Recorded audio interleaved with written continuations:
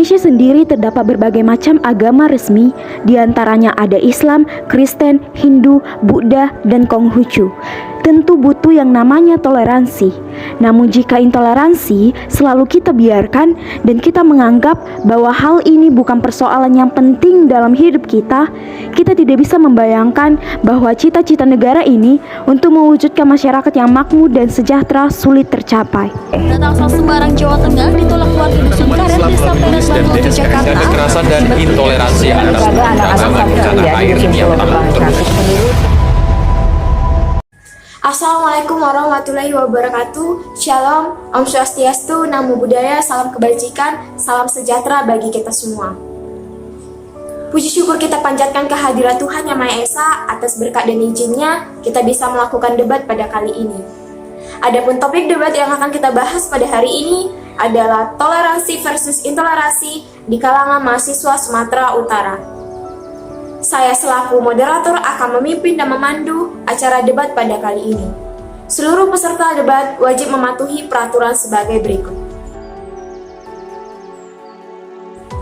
Di mana pada debat kali ini terbagi atas 3 tim afirmasi, tim oposisi, dan tim netral. Terima kasih untuk semua tim. Selanjutnya kepada pembicara dari tim afirmasi, saya beri kesempatan untuk menyampaikan argumennya.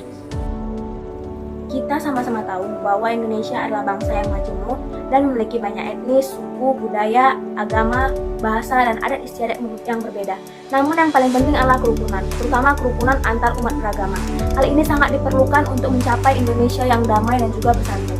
Tentu, sikap toleransi adalah salah satu hal terpenting yang harus dimiliki seluruh mahasiswa. Dan juga, mahasiswa perlu membuang sikap intoleransi agar terciptanya lingkungan kampus yang rukun dan harmonis. Pemenisan hubungan antara umat beragama di kalangan mahasiswa Universitas Sumatera Utara dapat kita lihat dari beberapa aspek, seperti tolong menolong, gotong royong, memperingati hari besar agama lainnya, dan saling mengingatkan. Nah, contoh aspek di atas itu merupakan nilai positif yang dapat menjadi contoh ataupun panutan serta cerminan bagi orang lain. Nah, sebisa mungkin, kita juga harus menghindari segala bentuk permasalahan di lingkungan kampus maupun di lingkungan masyarakat untuk mencegah atau menghindari terjadinya pertikaian. Terima kasih kepada tim afirmasi. Selanjutnya kepada pembicara tim oposisi, saya beri kesempatan untuk menyampaikan argumennya.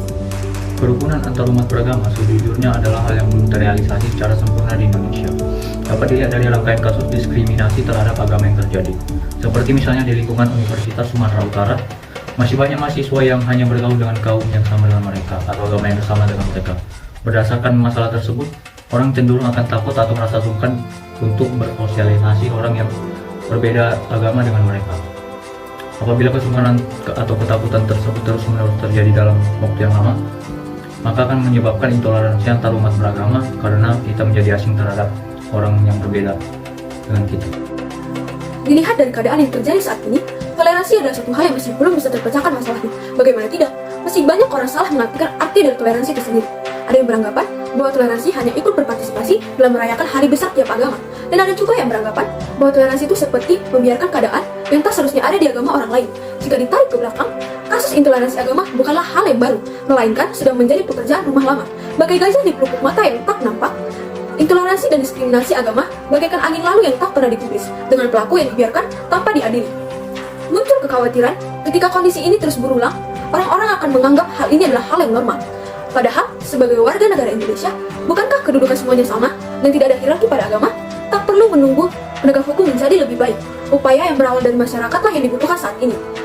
Dengan narasi-narasi heroik yang bernafaskan kemanusiaan untuk mengutuk perbuatan diskriminatif, kini harus diagungkan pula di dalam negeri ini, tanpa melihat latar belakang, suku, agama, maupun golongan. Mari galakan toleransi atas dasar rasa prihatin pada sesama manusia yang lahir bersama di negeri Indonesia, bukan prihatin karena hanya memiliki agama yang sama. Terima kasih kepada tim oposisi. Selanjutnya, untuk pembicara dari tim netral, saya beri kesempatan untuk menyampaikan argumennya. Kita tidak boleh seolah-olah mendiskriminasikan seorang yang bersikap intoleransi, karena mereka juga memiliki preferensi untuk memilih siapa yang mereka hormati. Dalam lingkup generasi muda saat ini, khususnya pada kalangan mahasiswa Universitas Sumatera Utara, toleransi atau intoleransi seseorang menjadi suatu preferensi yang tidak bisa diganggukan, dikarenakan mereka lah yang akan memilih atau memahami diri mereka masing-masing untuk menjadi seorang yang lebih baik lagi. Terkhusus untuk mahasiswa Universitas Sumatera Utara, kita harus tetap menjaga sikap toleransi untuk tetap harmonis dan menghargai satu sama lain.